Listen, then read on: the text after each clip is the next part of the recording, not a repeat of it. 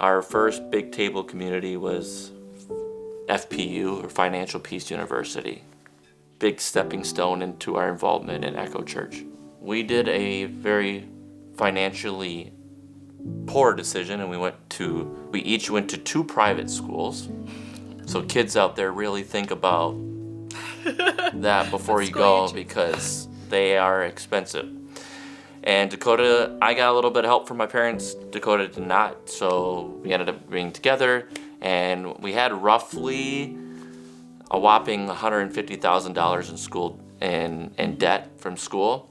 So spring of 2022, we joined FPU, Financial Peace University. That was our first table group. Which really helps you lock down to get your finances in order, and doing it as a couple within a small group, so that you're all supporting each other, and getting a budget set to knock out your debt. It was really cool to see that we're not the only one going through hard things, and how can we navigate this and push each other together. I feel like the group provided support. Finances are super stressful, so having a small group and having each other really helps keep each other accountable.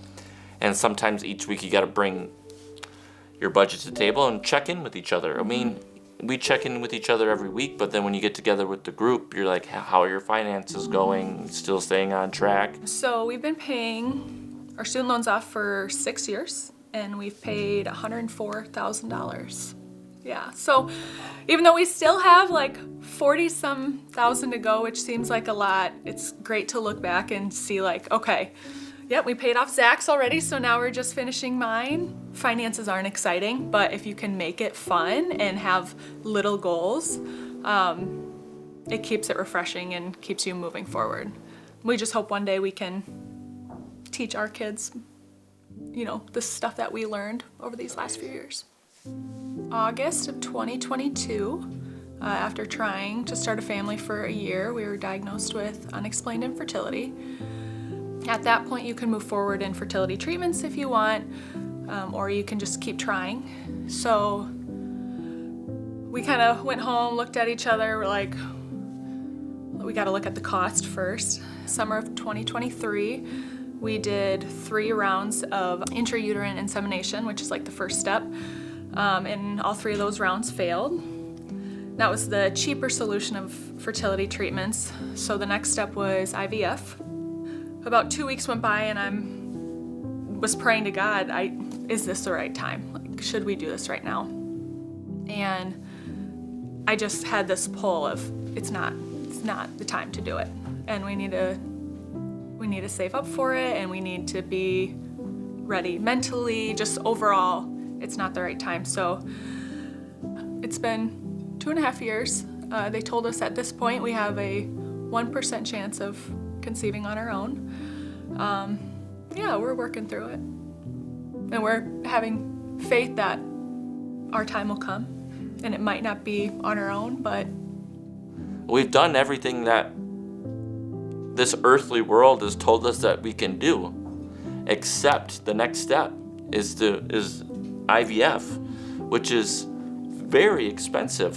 IVF can cost upwards of $35,000, and we had that hard conversation of, we have $45,000 left to pay in student loans. Do we want to add right now? Do we want to tackle that on, or do we want to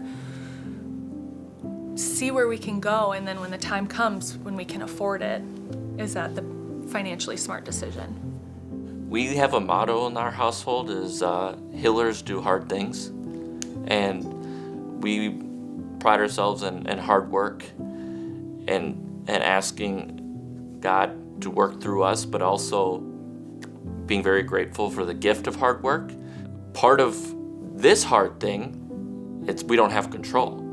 So that's a completely different thing compared to our the way we attack things. So normally we're going to attack a hard thing and keep pushing through.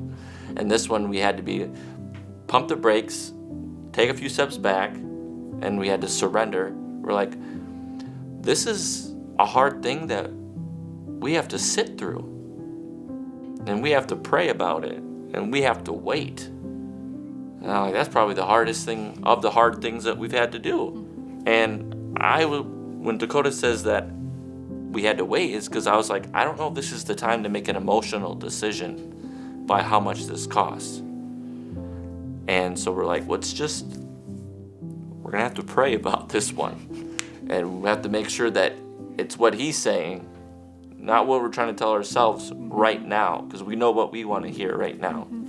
There really is a plan, and having faith in that and trusting in that and staying steadfast in your faith. And we walk by faith, not by sight. So I'm taking it one step at a time.